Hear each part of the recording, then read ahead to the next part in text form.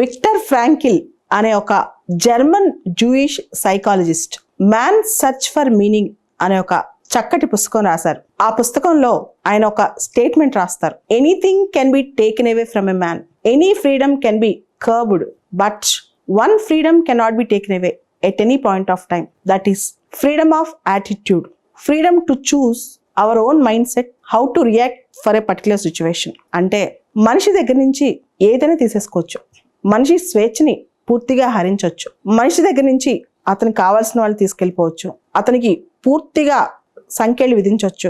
6x6 అంటే 6 అడుగుల వెడల్పు 6 అడుగుల పొడవు ఉన్న ఒక బందీఖానాలో మనిషిని పెట్టేయచ్చు.